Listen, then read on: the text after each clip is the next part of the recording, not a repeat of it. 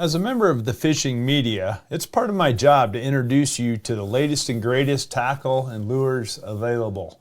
But I have a soft spot for the old stuff, and we're going to talk about that on this episode of Fishful Thinker, the podcast.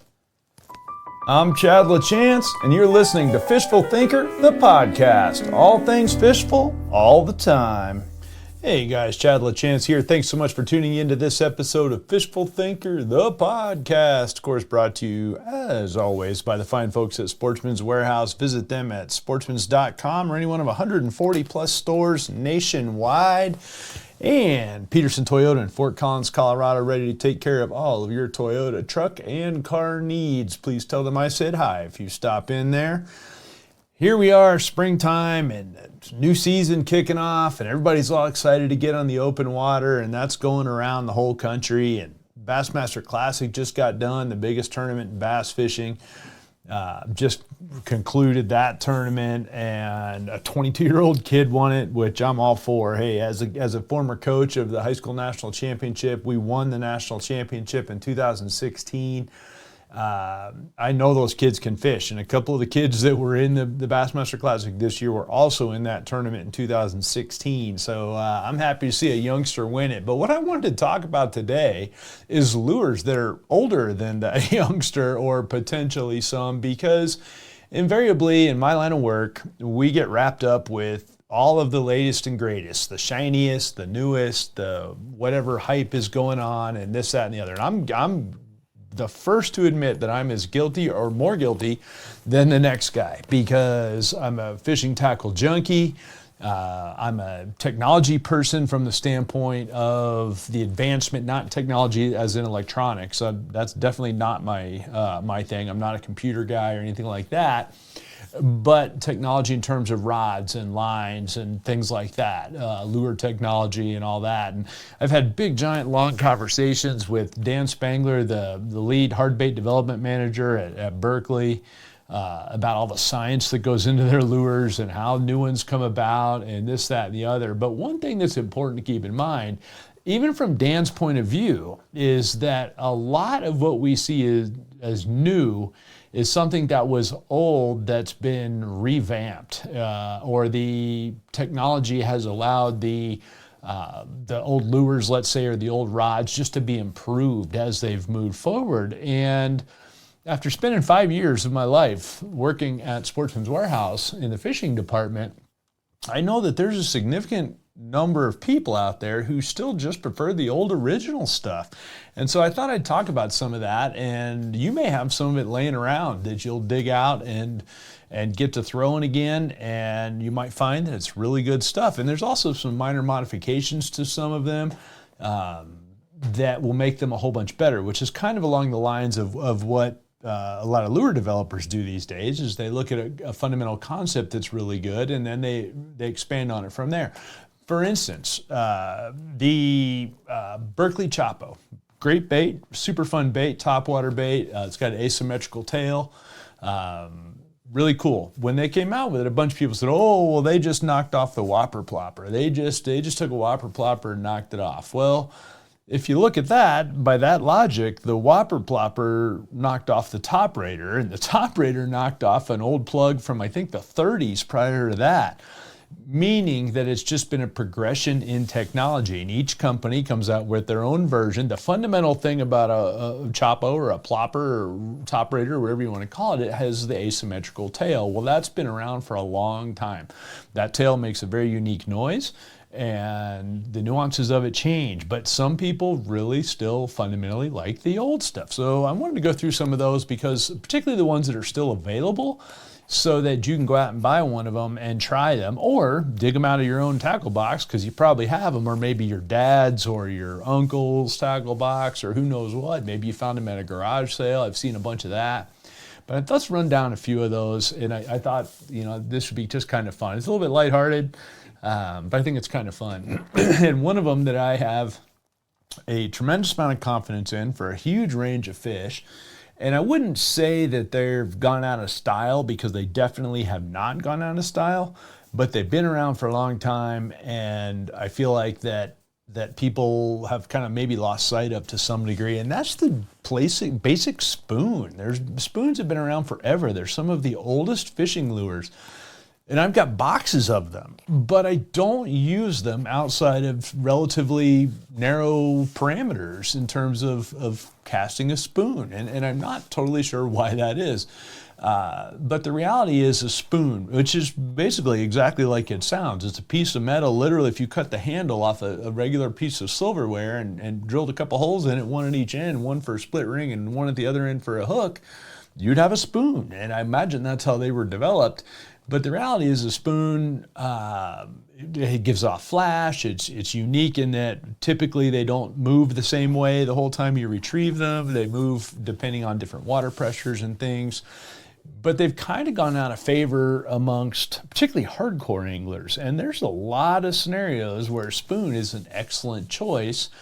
And they're affordable, they're easy to make, they're durable, obviously, and it's a good bait all the way around. And again, just because they're gone out of style doesn't mean people don't use them. I still find them along the banks of my home lake on a regular basis.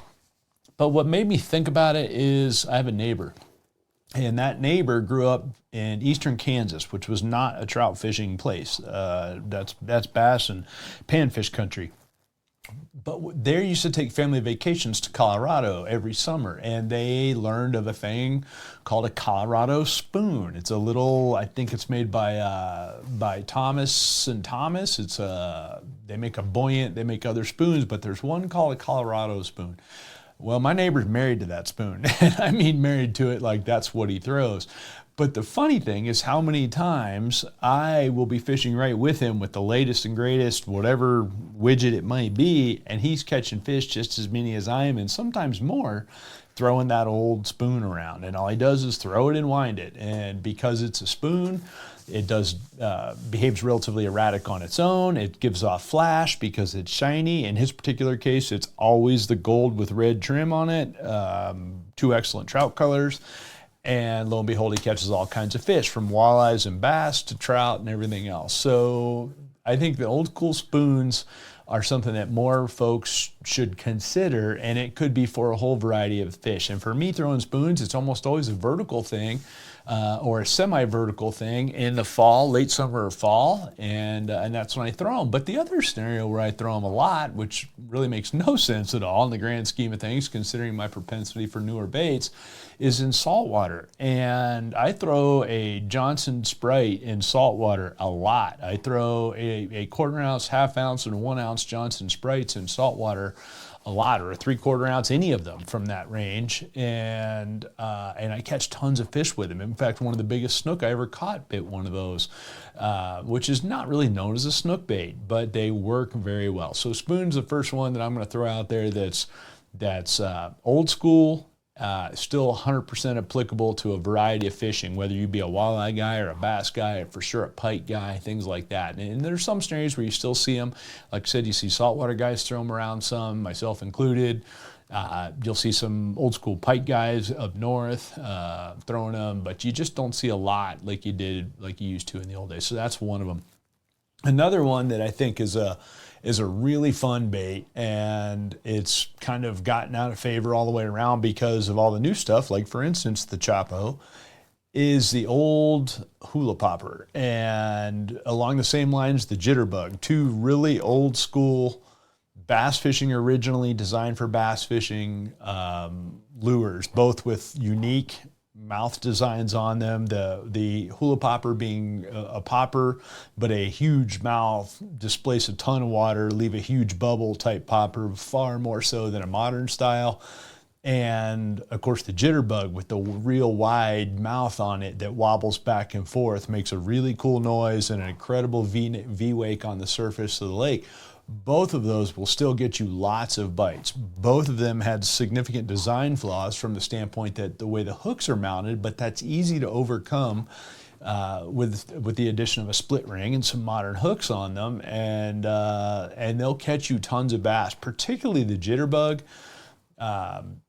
super fun bait to throw, and you just don't see a lot of guys throw them anymore. And especially when everyone's throwing all the more modern stuff now, the jitterbug, which is ancient, looks new and fancy, and it's suddenly a whole different beast. Fish have never seen it. And keep in mind, most fish only live 5 or 10 years at the most. So it's been more than 10 years since a lure like a hula popper or jitterbug was really popular. So they've never seen it, is my point there. So that's another one that I think should be particularly kept in people's minds as it goes around. And from there, some of the other ones that I think are really, really good, but modern versions of them aren't as good, things like the old school wiggleworts, the original wiggleworts. And what made them so good was that their manufacturing process was very poor. So what that meant was they weren't the same. No two of them were the same. And these days I consider that a knock on the lure, except for in the case of the wigglewort, it made that bait never really want to run straight, but it was fundamentally correct in that it would hunt. So instead of just completely blowing out and spinning circles and doing weird stuff, it just sort of hunts itself along, even on a straight wind. It doesn't come perfectly straight to you. It kind of moves left and right, all the while still wobbling itself along. Fantastic bait. The new versions of it are nowhere near as good because they got bought by another company. They modernized the manufacturing process. They tried to standardize to make them all run the same, and then what that did was make them not as effective as the original ones. And at this point in the history of fishing, there's a whole bunch of pro bass guys that will give you a whole bunch of money for an old school wigglewort. And I've got a few of them. I hang on to them. I use them occasionally. Typically for me, it's only a cold water thing.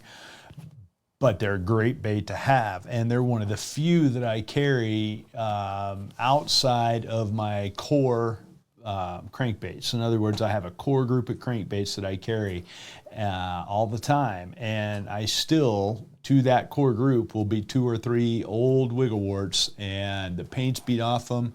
The only thing I do is refresh the hooks and split rings, keep them performing in that regard, and I throw them. And I've got particularly one of them that I can tell you is way up in the number of fish that it's caught. There's literally no paint left on it. It's a transparent bait at this point, or mostly transparent bait. The plastic's kind of opaque, but it catches a lot of fish. And no, I won't repaint it. It catches them. And I don't tie it on very often, but when I do, I need a bite, and usually I can get it, and usually it's going to be in the springtime. So that's one to think about right there. Another old school bait, they're actually still in production, but they're very hard to find, is the old school floating rogue. And that bait kind of had a little bit of a resurgence when Kevin Van Dam won the Bassmaster Classic with one, never mind that he was sponsored by Strike King at the time. And the Rogue is made by Smithwick. So it really represented a departure from his sponsors to doing such a high profile tournament as the Bassmaster Classic. But the reality is you got to win. More than sponsors, you got to win. And he knew that bait would win, and there's a specific reason for that one as well, similar to the wigglewort. It had a very thin diving lip on the front that was flexible. So when you jerk that bait really hard on a jerkbait retrieve, that diving lip will literally flex. And so the bait doesn't, again, behave the same way every single time. It's very erratic, and it runs only right underneath the surface. And it's a great lure when there's fish that are very shallow and looking up. It's a really, really good lure. In KVD's case, he was throwing it to catch smallmouth. I want to say it was in Pittsburgh was where that tournament was, and the water was clear and shallow, and there was no current when there should have been current. And they were very hard to get to bite, and he got him to bite by working that old school floating rogue as fast as he could work it. And his comments at the time stuck with me so much, Snow, and I want to say that was around, geez, don't quote me on this, but I want to say it was around 2002 or 3 that he won that tournament.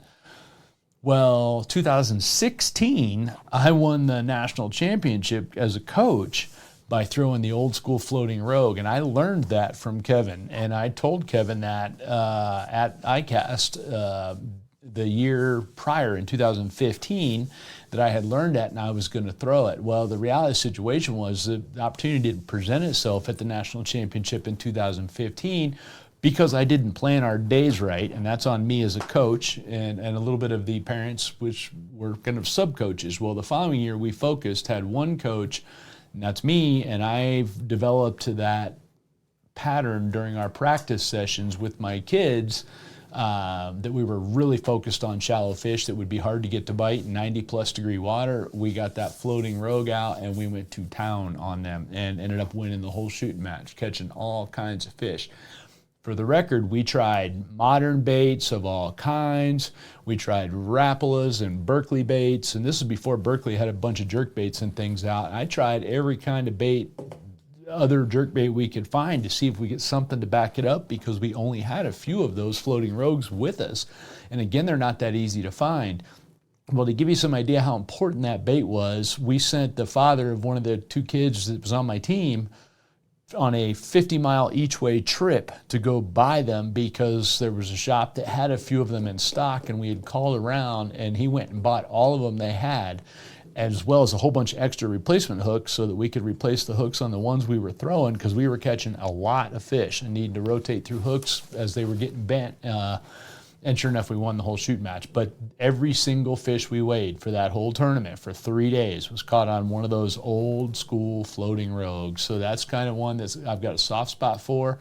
I still keep a couple of them around. I'll be 100% honest that I throw the hit stick 99% of the time. It casts a whole bunch better.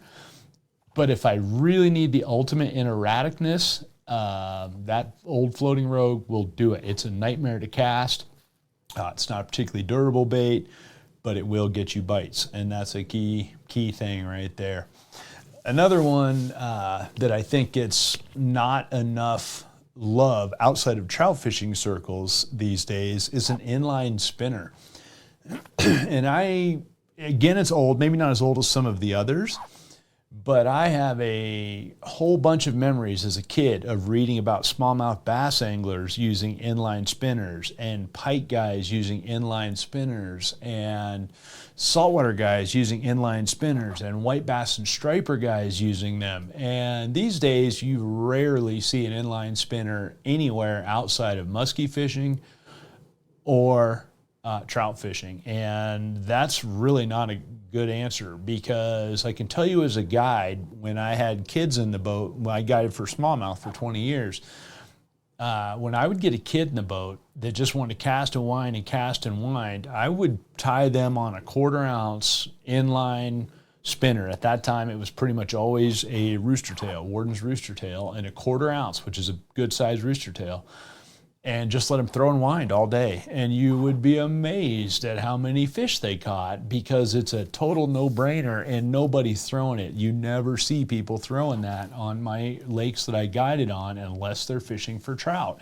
And anytime there's smallmouth that are up even remotely shallow enough, they will grab that inline spinner very easily. And just for the record, so will perch and walleyes and others if you get it around them. So the inline spinner is about as easy as it gets. It's easy to hook fish with. And when I'm out in straight harvest mode and I want to fish as efficiently as possible for something like, say, white bass, which is a common fish for me to go harvest numbers of so that I can eat them, that's one of the first baits I'll grab. And it's usually still that plain 1/4 ounce white rooster tail, because you throw it, you let it sink into the depth that you need it to, whatever that might be. Typically when I'm targeting them, they're high in the water column feeding on shad, and just wind that thing back to the boat at full speed. It'll get bit left and right, and it doesn't get any easier than that. And you could throw a hard bait, spend twice as much money and throw a hard bait, and you won't catch them any faster. You can throw a jig of some sort, you'll catch them significantly slower. That inline spinner is an excellent choice for covering a whole bunch of water in a hurry. Still a fantastic smallmouth bait as well. And I think it's underrated for a lot of other species, but people should keep that one in mind. It's just such an easy bait to throw, and it's very versatile. It's basically a horizontal retrieve bait, meaning it's not really much of a bait that you're going to drop or anything like that. You're going to retrieve it straight along.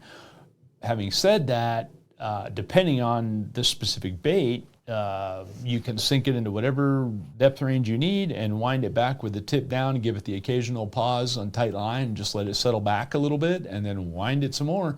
You can keep it at a depth range pretty good and you'll catch a lot of fish with it. And some people are going to yell line twist, line twist, line twist. Well, control your slack line all the time and that won't be a major problem for you. But that's one that I think that deserves a spot in the tackle box. And if you're a pond guy, fishing, say, front range quarry ponds like a lot of us do here in Colorado, very hard to beat that thing. The one knock on it is that it's not the most weedless bait in the world. But other than that, it's a really good bait. So if you're an accurate caster and keep it around the weed edges and out of the weeds themselves, you'd be surprised at how many fish you might be able to catch with it. And I think it deserves a spot in a lot of people's boxes as well. If you come across some old ones, I would definitely do it. And then one that's really just underrated. It's not necessarily old school, but it is kind of old school, and I just feel like it's underrated, particularly when it comes to trout fishing. It's an old fly called a Pistol Pete. And when I worked at Sportsman's Warehouse, it was funny because guys would come in and they would lose their mind if you didn't have Pistol Petes in there. So much so that I got the buyers on the phone and was like, hey, the people that buy tackle for Sportsman's, and like, hey, we need these. And we're in Colorado. We're on the Front Range of Colorado. All the Front Range stores need to have these Pistol Petes in there. And we started stocking them in a little basically display case right on the reel bar where all the reels were displayed. And that thing was sold out constantly. They would come and people would come and buy 6 or 8 or 10 at a time. And really all it is a woolly bugger. If you're a fly guy, it's a woolly bugger with a spinner blade on the very front of it. A little propeller looking blade, looks like it came off of the front of an old airplane. Well, that concept of that little tiny blade gives a little bit of high frequency vibration and a little tiny bit of flash, and it spins because it's very lightweight and the hole's big in it. It spins with next to no motion at all, and it's a fantastic attractor. I'm really surprised more people don't put it on other flies, especially these days when flies are made out of all kind of stuff. That little tiny spinner will do wonders for getting bites, particularly if there's some stained water or something like that. Really good thing to have on there. And I've got a friend, David Leong. You've probably heard me mention him on this podcast before. He's kind of revived that in his own custom stuff. You can check him out at High Desert Jigs on Instagram. But he has come up with some really cool uses for that Pistol Pete blade and putting it on inline spinners and really kind of bringing it back, so to speak. And no, he doesn't sell that stuff. He's doing it just as a kind of industry leader to let people see what's going on out there. But be worth checking his stuff out. But it's a great little bait, so much so that we used to get all kinds of hate mail at Sportsman's when we didn't carry it. And as far as I know, I haven't worked at Sportsman's in a long time, but they still have them at all the Front Range stores. I know last time I was in the fishing department, they definitely did. So it's one of those baits that a lot of guys probably ought to have around, and yet you don't.